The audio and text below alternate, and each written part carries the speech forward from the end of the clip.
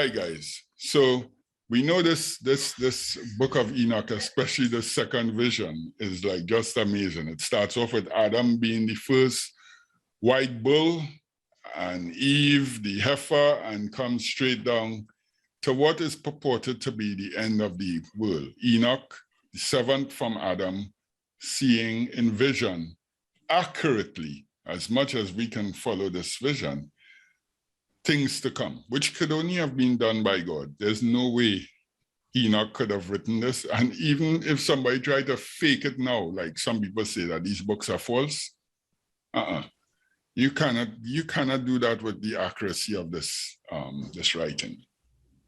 Point out early. It will show up easily. Yeah, right? Because remember, it just takes one mistake. Just one thing you had to say or write that isn't in harmony with the scriptures, and it's all for, it says, if they speak anything that is not in accordance with the law and the testimony, which is the scriptures as we know, the Old Testament as quote unquote, then there is no light in it. Absolutely none. So that's our litmus test. If you want to add a little chemistry to it. And once we stay with the blue, we good to go. Okay. I want to say something here. When you are listening to the Book of Enoch on YouTube and so on, you would hear that they kind of segment it. Like before this before the chapter and even the chapters, they will say, this is the period from Greece to so and so. Yeah. Or this is the period from the flood to the building of the tabernacle and things like that, right? From Alexander to whoever and whatever. Right. And for the most part, I've found them to be on point, even though I hardly listen to those little edits. I'm only interested in the word of God, not what men put there. For the most part, they are on point. But if you follow those guidelines, you will go off, particularly as we come closer down to the end. They are so off, it ain't funny. So what they have done, whoever put in those footnotes, they look at history and trying to fit Enoch's prophecy into it. And that is the wrong approach to take for scriptures. Reverse that. Yep. Take the scriptures and fit the history into it. So while I was going through that thought came to my mind. I said these titles were not written by Enoch.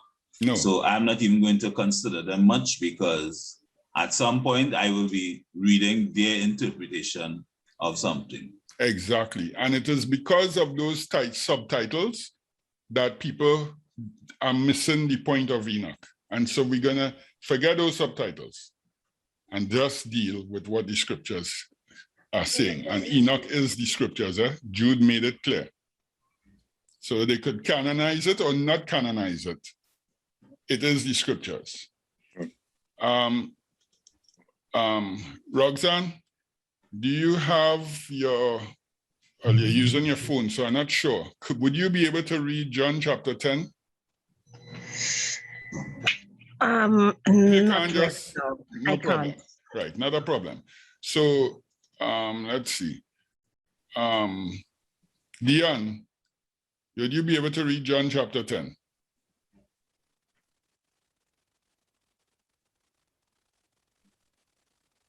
Hola. Me? Dion.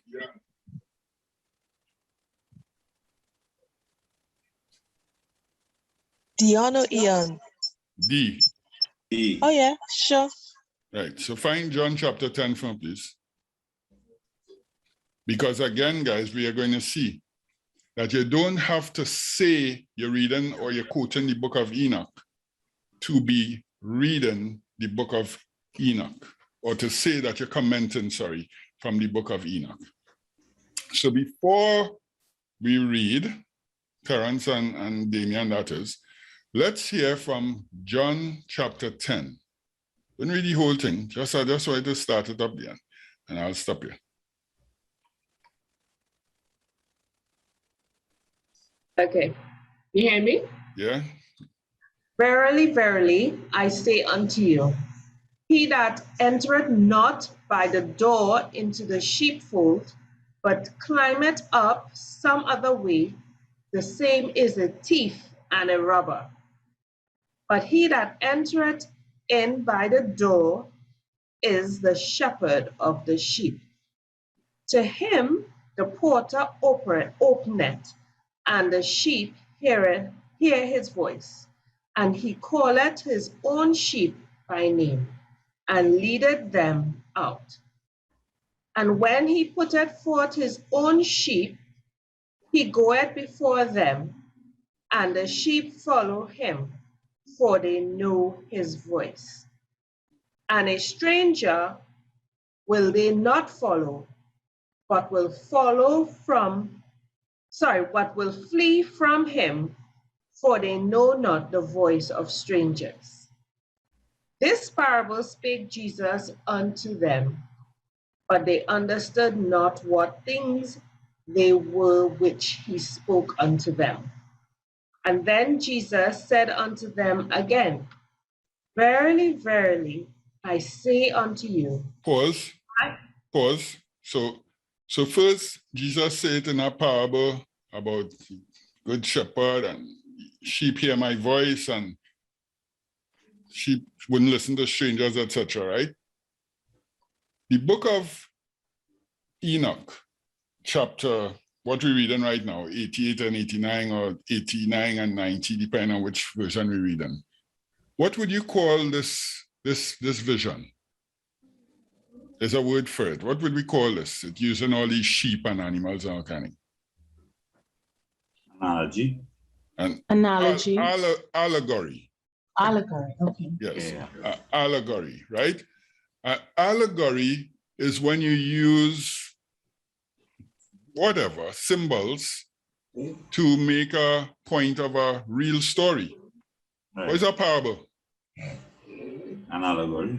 An allegory. A parable and an allegory is the same thing. New Testament word for the whole thing. It's slightly different, but the root is the same. You're using something to illustrate a real meaning. So this vision that Enoch got is an allegory in which people are called sheep and goat and pigs and eagles, and it's using animals to describe human beings. Jesus in John chapter 10 is using the same allegory and talking about the people as sheep. Jesus wasn't talking about farming no sheep and going meh, meh. He was talking about Israel. Right. And in this vision, we are talking about Israel. Everybody knows that, right? All the sheep came in when the sheep started after Abraham, who was a bull, made a wild ass and a sheep. A sheep, right? That was Ishmael and Isaac. It didn't have any sheep in the vision before that, did it? True. Everything was bulls. Bulls and elephant and cattle and Heifers, there are a set cows. of different animals before the flood, and then you see the animals change after the flood and so on, right? Everybody familiar with what I'm saying, right? Yes. Yes. Good. So we reach to sheep only when we reach to Isaac, who was the seed, the promised seed that started the whole thing. And this promise was in, of course, keeping with what he had told Eve in the earliest after the fall, Right. and ultimately ended with the birth of Jesus Christ. Jesus the Christ, not Jesus Christ. Isaac remained a cow, and when they reached the 12 tribes, they became sheep. The sons of Jacob became sheep. Thank you. Good catch. So he had a cow, Yes. and a white cow and a wild ass. Oh, The right, white- correct. Right. The white cow had another cow. Jacob was a cow. Just correct me when I go wrong enough. Jacob And was then a he white had 12 sheep. Yes. Good. Was Jacob a sheep or a cow? Though? Just try to remember. He was a white sheep. So sheep started with Jacob. Correct. Israel. Good.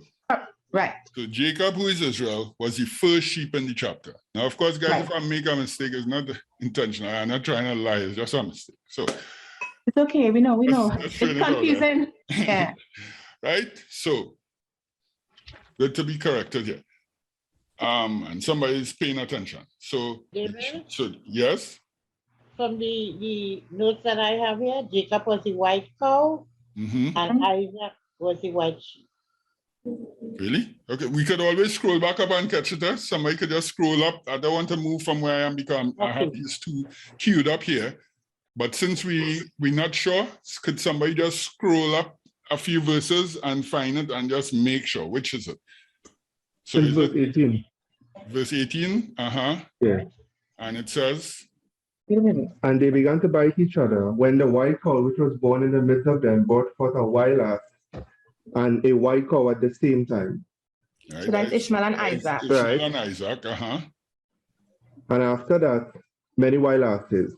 Then the white cow which was born brought forth a black wild sow and a white sheep. So that is Esau and Jacob.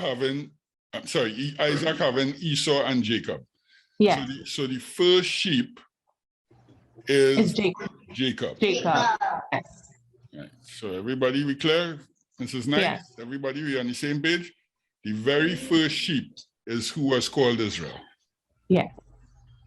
And from there, as you follow the allegory, anytime it refers to sheep, it's referring to Israel. No other nation is called sheep.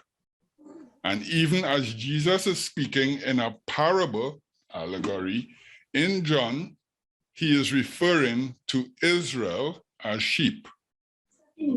So it is, where did he get that from? One may say, okay, you could find that in Isaiah and other places. It's true. But where it started, had to be Enoch. It had to be Enoch. Enoch was written before Isaiah. Right? So, that in mind, shepherds. Jesus is referring to shepherd now. Shepherds, when you say a shepherd, there's only one animal. You don't have shepherd for pigs or shepherd for cattle. Anytime you say shepherd, it's automatically is a sheep farm or goat. Well, sheep and goat kind of one and the same when it comes to that, right? Yes. Yeah. Once you're talking shepherds, you know what kind of husbandry is being carried out. Am I correct? Shepherd, sheepherder. Right? Okay.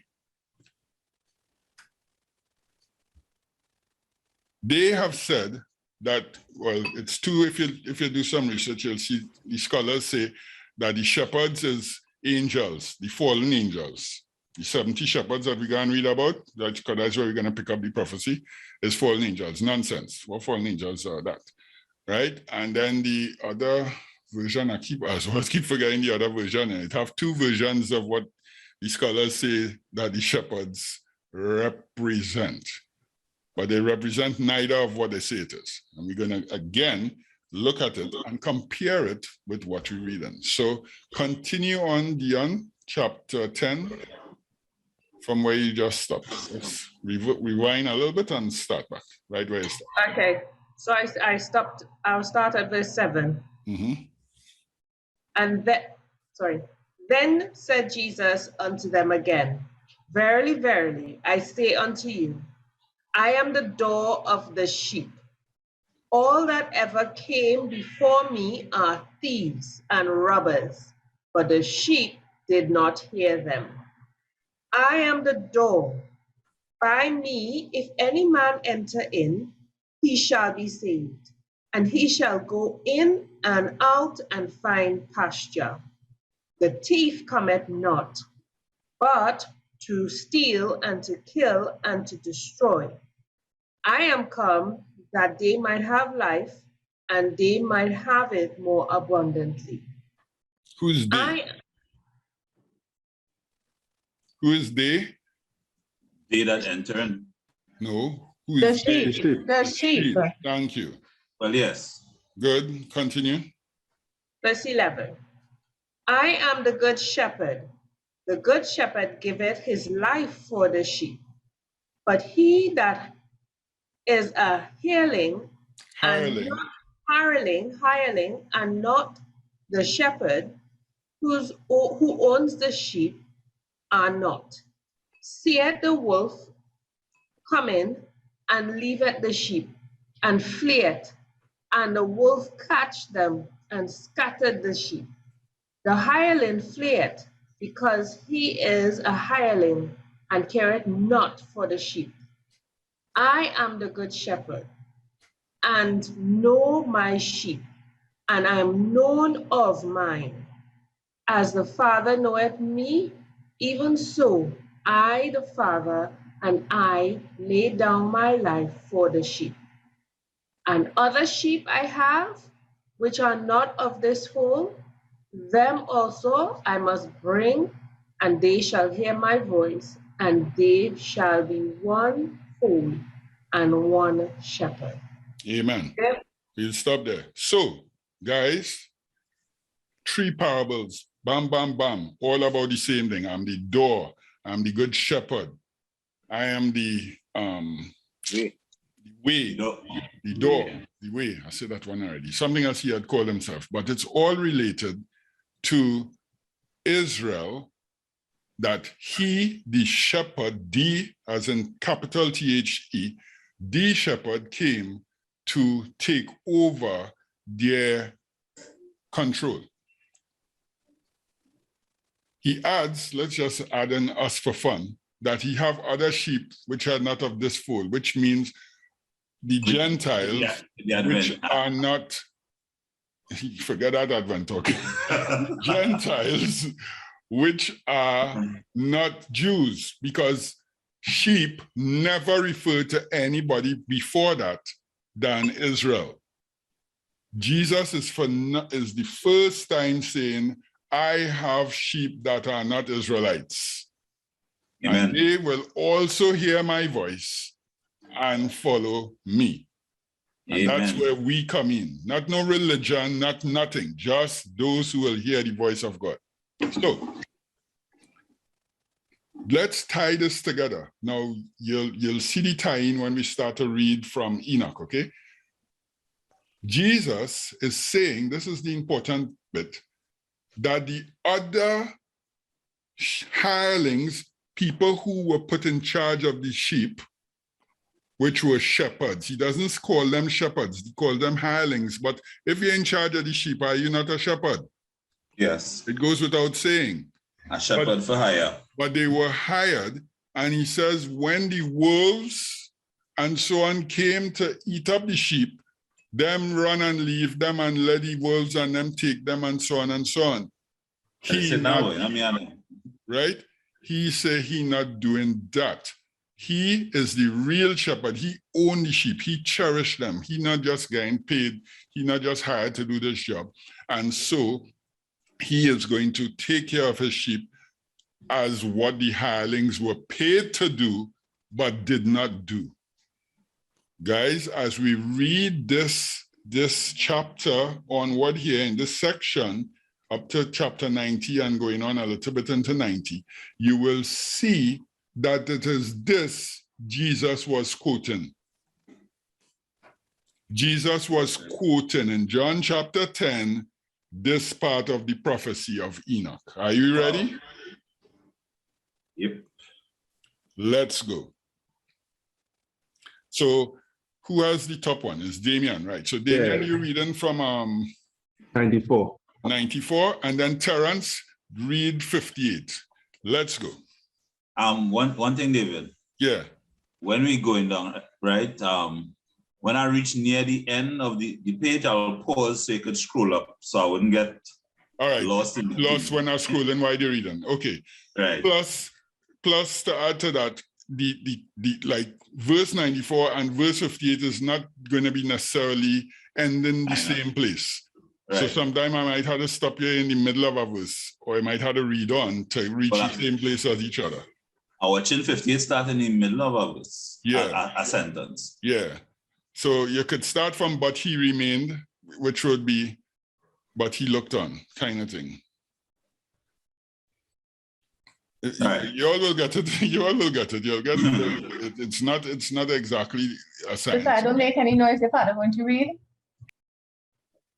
All right. Okay. So go ahead, Damien. All right, verse 94. It says, but he looked on in silence, rejoicing that they were devoured, swallowed up, and carried off. And leaving them in the power of every beast for food, he called also 70 shepherds, and resigned to them the care of the sheep, that they might overlook them. All right. So God, who owns the sheep, called 70 shepherds to overlook the sheep. Now, it's not 71 time. Okay? These, as we continue to read, it will be self-explanatory. So I don't want to get ahead of myself, but I just want to say it's not, he called 71 time, meaning simultaneously. Okay? Ian, read. But he remained unmoved, though he saw it, and rejoiced that they were devoured and swallowed and robbed, and left them to be devoured in the hand of all the beasts. And he called 70 shepherds and cast those sheep to them, that they might pasture them. And he spoke to the shepherds and their companions, let each individual of you pasture the sheep. Henceforth, and everything that I shall command you, that do ye, and I will deliver them over unto you duly numbered. All right, so you see how you done pass it, Vush. So hold on. Your reading is where he had to read from 95. Right. All right, so I just want to take it verse by verse. So guys, where are we in this prophecy? The part where we just read there is when Israel was taken by Babylon, Judea and Benjamin. Those two, the last two tribes was taken by Babylon into captivity. Just before that verse, we were reading where Israel, the 10 tribes were taken and so on and so on.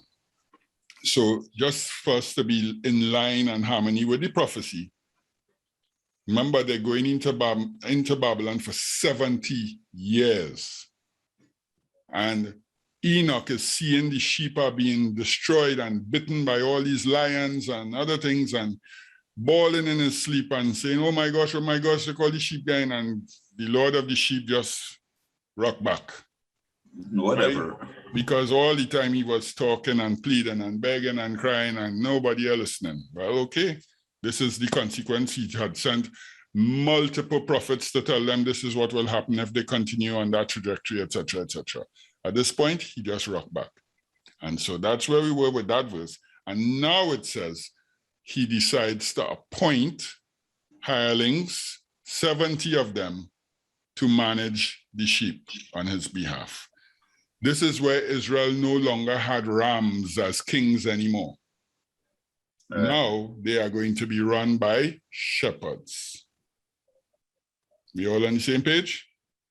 Yep. Good. 95.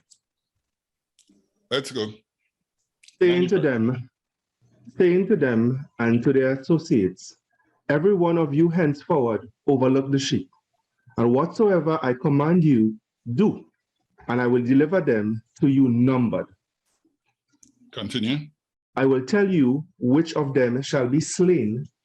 These destroy, and he delivered the sheep to them. Good. Ian, bring it up. Right. And he spoke to the shepherds and their companions, let each individual of you pasture the sheep henceforth, and everything that I shall command you, that do ye, and I will deliver them over to you, duly numbered, and tell you which of them are to be destroyed, and them destroy you. And he gave over unto them those sheep. And he called another and spoke unto him. Pause. Right. And he gave unto them those sheep. Right? Right. Good. So here it is. The announcement is made and an instruction is given. They will be given a numbered amount of sheep to manage. Come like if you're passing on any real estate or any of your estate to somebody to manage, you count it out and you give them right. I expect when I come back, you account for this amount of sheep, you know, as the case may be.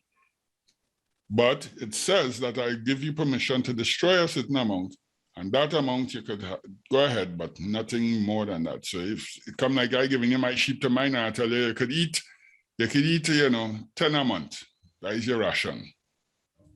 And you go on and you eat 50 or whatever, you know. Just saying. So far so good? Yep. Good. Let's go.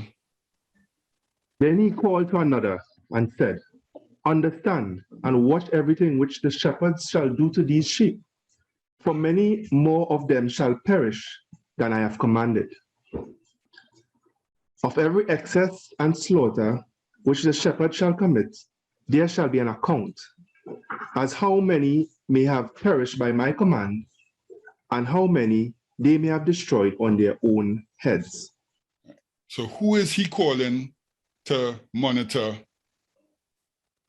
the shepherds? Well, I thought it was somebody to take record. I thought it was an angel. It is an angel. So good thought, right? So an angel is called to take record of what the shepherd's doing. Again, the shepherds can't be angels, right? But it will get self-explanatory as we go down. Ian, I have to scroll up. We'll scroll up one time, Albert, to 61. Okay. Right. And he gave over unto them those sheep. And he called another and spoke unto him. Observe and mark everything that the shepherds will do to those sheep. For they will destroy more of them than I have commanded them.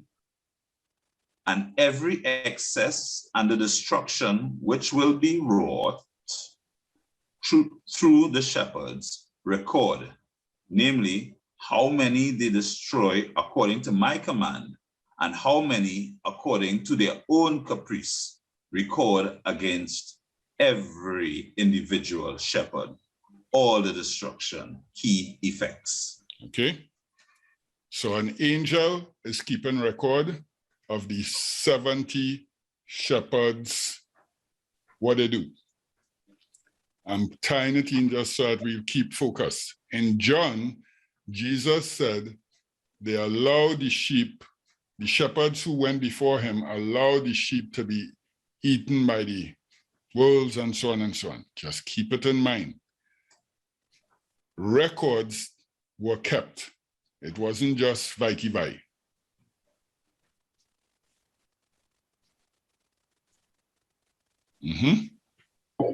Of all the destruction brought about by each of the shepherds, there shall be an account.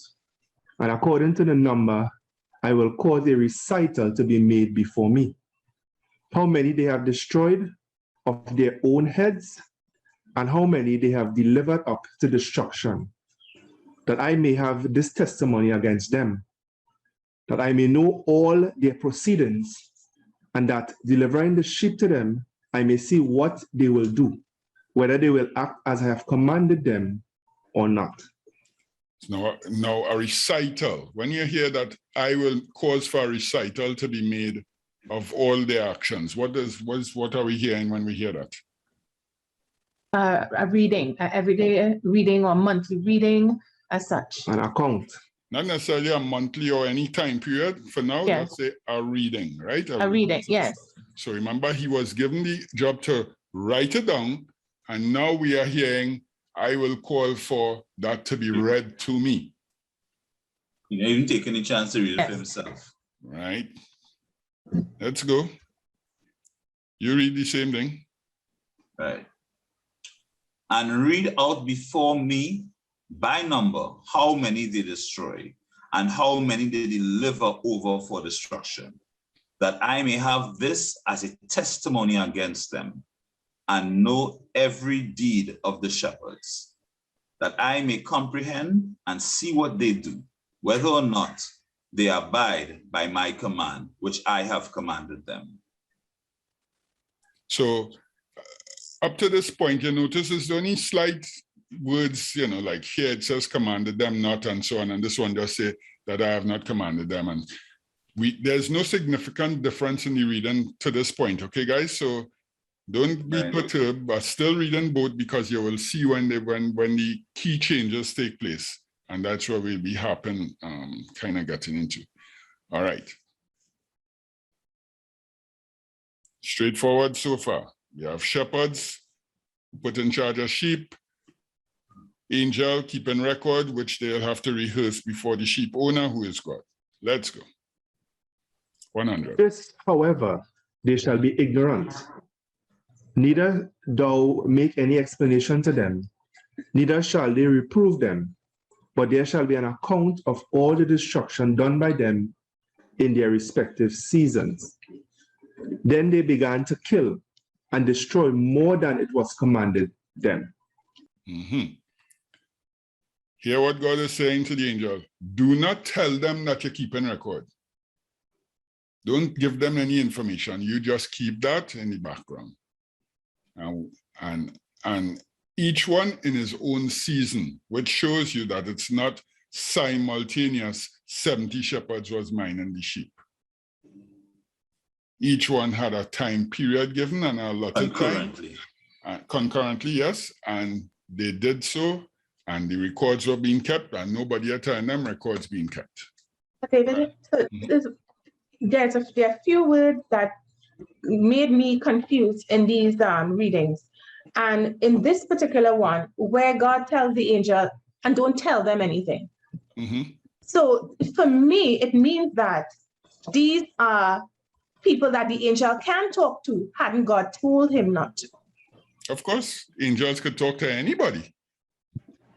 Angels came and talked to Mary, angels talked to Elijah. Yes. Talked to I know. I just pointing out along the way where my confusions were.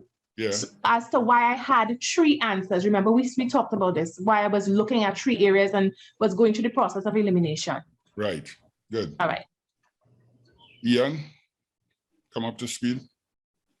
But they shall not know it, and thou shalt not declare it to them, nor admonish them, but only record against each individual all the destruction which the shepherds effect, each in his time, and lay it all before me.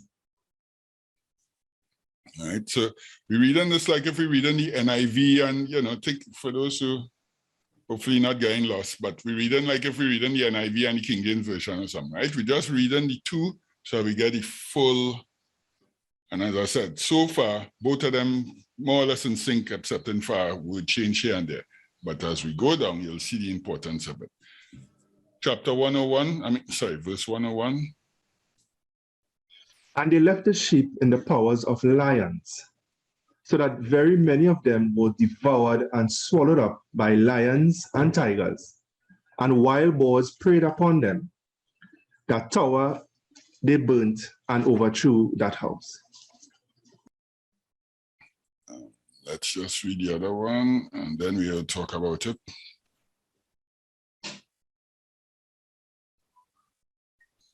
All right, there. And well, not too much. No, you don't go forward. It's from, and I saw. Okay. And I saw until those shepherds pastured in their season, and they began to slay and to destroy more than they were bidden. And they delivered those sheep into the hand of the lions.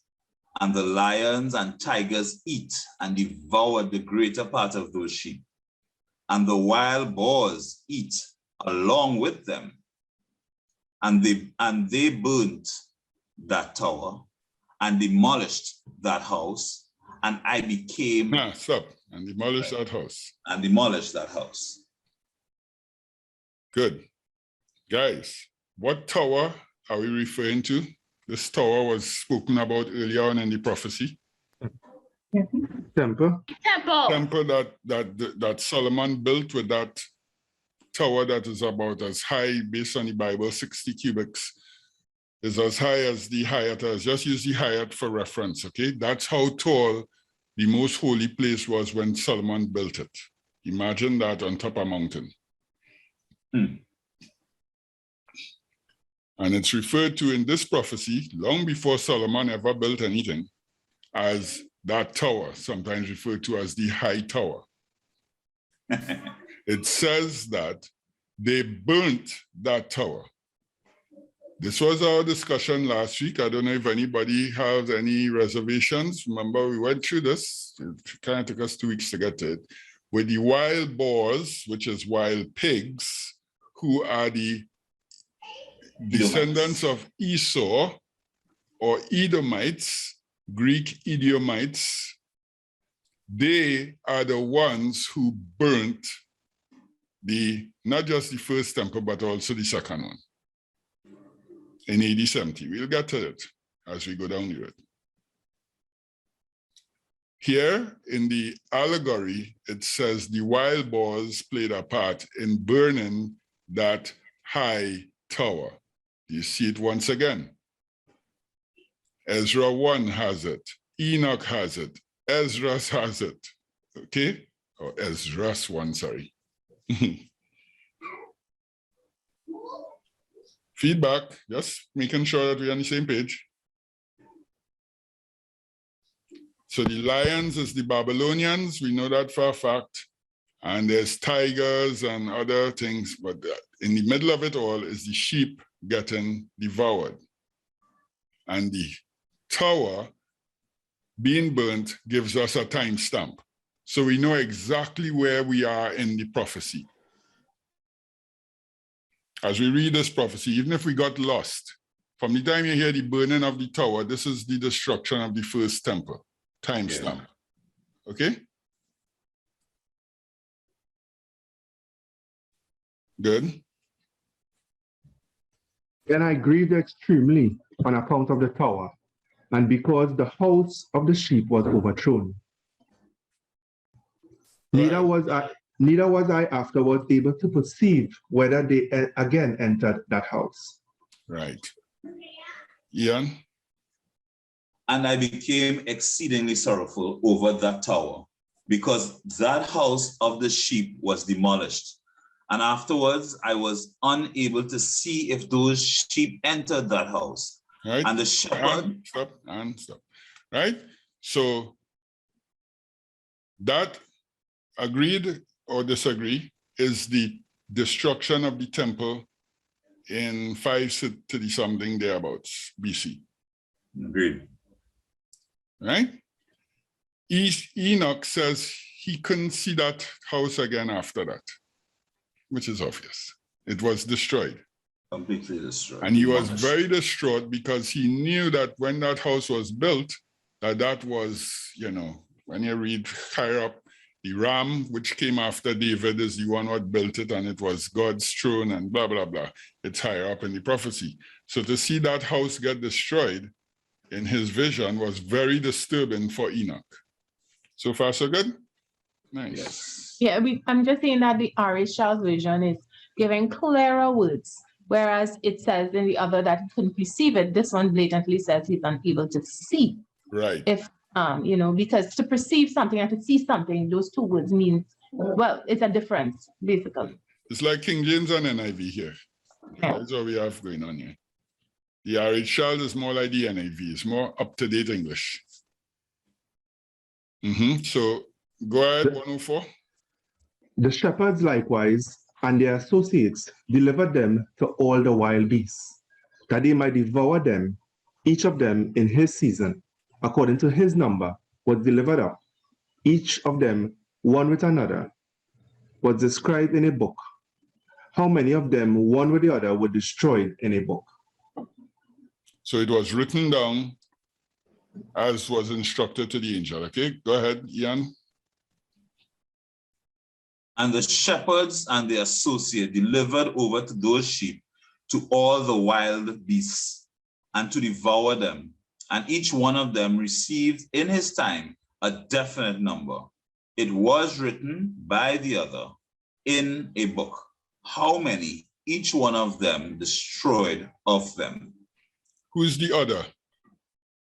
It was The written in angel. a book by the other. The angel is the other, right? Yeah. Good. So again, recap, these shepherds in their season, mean each one of them in their own time, get their allotted amount of sheep to destroy. But of course, the angel is keeping record and they're doing more harm than they were authorized so to do, put it that way. Let's go. More, however, than was ordered, every shepherd killed and destroyed. Then I began to weep and was greatly indignant on account of the sheep.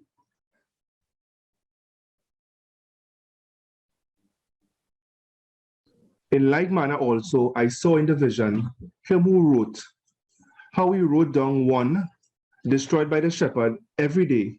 He ascended, remained and exhibited each of his books to the Lord of the sheep, containing all which they had done, and all which each of them had made away with.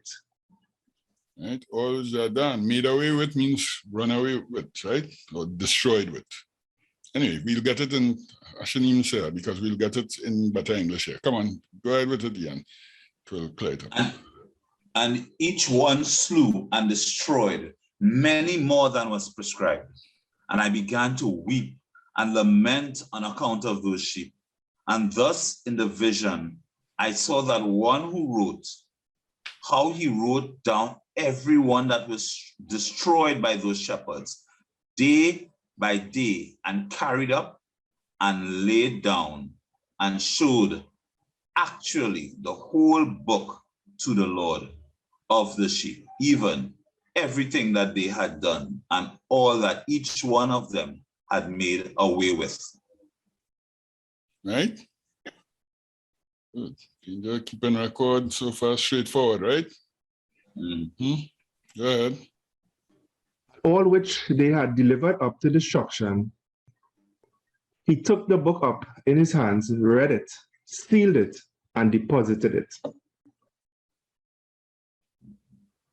Okay, stop there. Go ahead, Ian. And the book was read before the Lord of the sheep.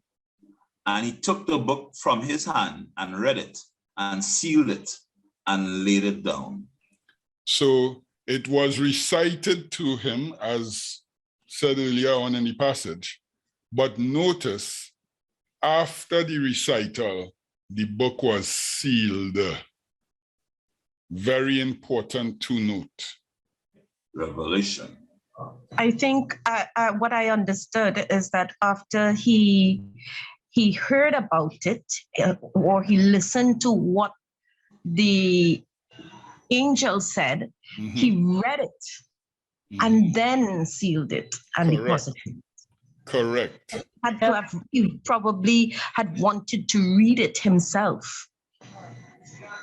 Well, that's what I'm saying. It was recited to him, so it's as good as when we listen to our YouTube video, we just say we read it, right? Like if we listen to the Book of Enoch, it's as good as reading it.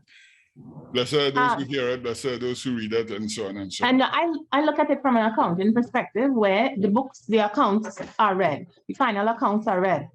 But in the reading of it, it is deposited and it is perused. So what God did there is he examined as those, taking a mental look at the timing in which it was read to him, but he's reading it himself. He's taking a look at it, and there's a difference from reading and the person looking at it as evidence for themselves and making their own analysis and determination and final conclusion. Your audit. No. Yes, exactly. And that's what I'm saying. That's what I'm seeing. Right. Now, one of the things with the sealing, when we imagine, in our cranium sealing, we immediately think of the scrolls that were rolled up, because number one, it had no books in these. Enoch didn't write books, huh? It was scrolls back in those days. So when we think books, we thinking like the thing that we fold. We need to read this in context. It was scrolls, and they were sealed. Wouldn't But it have been hieroglyphs? I forget what At that that would point mean. in time? What is hieroglyphs? I'm not saying the correct word. Egyptian hieroglyphs. Hieroglyphs. Right, sorry. hieroglyphs. Well, that one I can relate to. Yes. Hieroglyphs is when they wrote on those kind of Right. mud thingies On and the so on. papyrus. They wrote on the walls. Okay, so Enoch was the first to write, and somewhere in Enoch says, and that was the beginning of, it says in English books. We don't have the original language like in the Strongs that we could check back and see, was it scrolls or whatever he said. So I'm not sure, but we do know the 10 Commandments was written on stone, and the rest that Moses had to write was on, you know, papyrus and skins and so on. So I'm thinking that the hieroglyphs, for the amount of writing that Enoch did, would have been a little heavy. You know what I mean? Those hieroglyphs is, you know, you find them more on walls. I was saying the and so on wrong and word, so on. but I believe that they were past that stage at that point in time, because if given history, we look at the format of writing and drawing and everything, and it's all dating down to where they were writing on papyrus. Right, but prior to that, we talk about Enoch here, who is actually the first writer. Enoch, seventh generation from Adam, is the first to write. Yes, and I agree with that. He said he was the first to write, right? So the medium, I have no authority on it. So I'm not going to say yes, it was or wasn't, but it was written. That we can agree on. Yes? Okay, now, as for the sealing, I wanted to make a point on the sealing now, because like a piece of stone, you can't really seal that, like how you could roll up a scroll and seal it. So that's why I was using the imagery of the scrolls, which Revelation is talking about scrolls and sealing. But here's what I'm getting from the sealing, other than like put it away then. It is that when you seal a document, nobody could tamper with the information. Right. And that is the deeper meaning I'm getting from what he's saying to the angel here. Agreed. Because in those days, when they sealed it, they permanently sealed most of the documents. Right. So if somebody were to break a seal, you know, the wax or whatever, then that document could be tampered and it wouldn't be even held in a court of law because the seal was broken. It's like our poor friend who went out with David, give him his own death wish to carry to Joab. You know, he running with the thing, he never touched it. He don't even know what written inside it, that he was to be put on the front line and killed for his wife. You know what I mean? He run with his own death wish because nobody would dare break a seal that isn't the person who's supposed to be the recipient, whoever the recipient is of that document.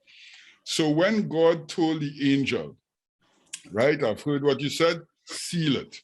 What it is saying is that when you see, I am ready, the judgment, and I open, nobody can say, foul play is 100, you tell man, I do 150 and 95, or nobody will be able to argue the information because it was, one, read to him, and two, it was sealed.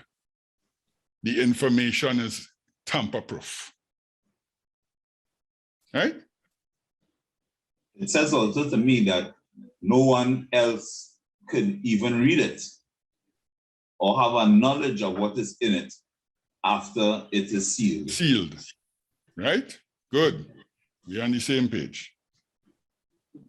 Nice. Moving on.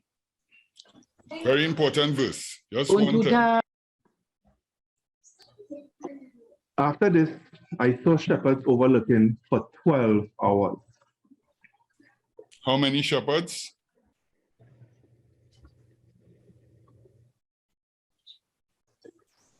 How many shepherds were authorized? Well, it's supposed to be 17. Thank you. Read, Ian. And forthwith I saw how the shepherds pastured for 12 hours. And behold, 12 hours, okay. right? 12 hours, very important, guys. 12 hours and 70 shepherds. I did this already, so let's see if anybody remembers what this 12 hours and these 70 shepherds refer to.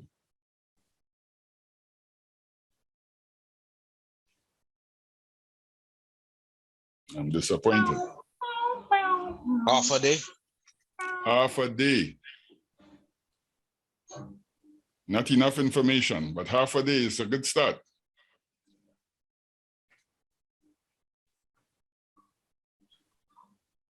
A day with God is as a 1,000 years. 1,000 years. Psalms 92 and 2 Peter chapter 2 or 3.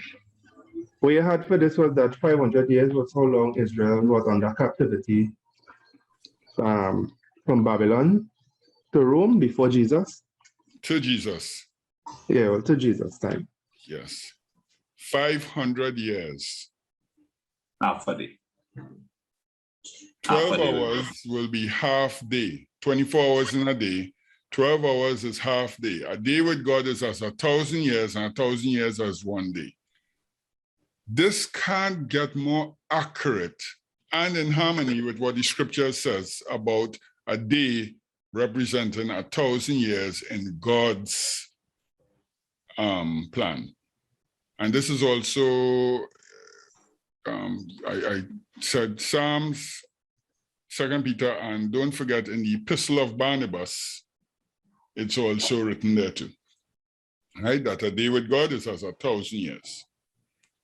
Now here we see 12 hours, which is simply half day. It's how they translated. They translated 12 hours, or you say half day, it's the same thing. And if you check from the destruction of Jerusalem,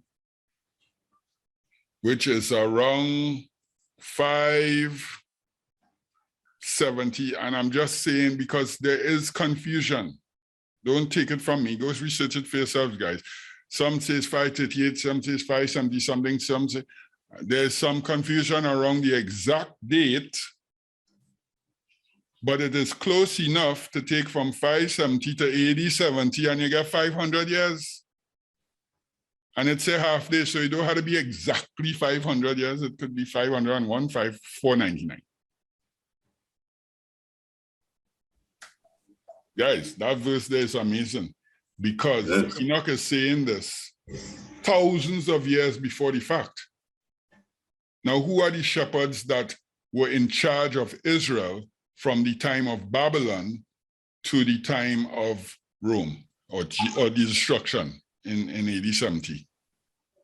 You had the Babylonians, which is Cyrus and Darius and Artaxerxes, and then our next Artaxerxes, and then Xerxes, and this and that. All of these Media Persians or Media and Persians. Then you had Alexander the Great, and then you had Pompey started off the Roman occupation of Judea, and it continued down into the destruction of Jerusalem. These are the shepherds, the 70 shepherds who was given 500 years to manage the sheep. And Jesus in John chapter 10 makes it clear. Somebody's phone is feeding back. Please check it. Jesus is making it clear in John chapter 10 that those shepherds did not do a good job. He's referring to the same thing we are seeing here in Enoch's animal thing, that all these were allowing animals to devour them and take them and so on and so on. Are we okay up to this point?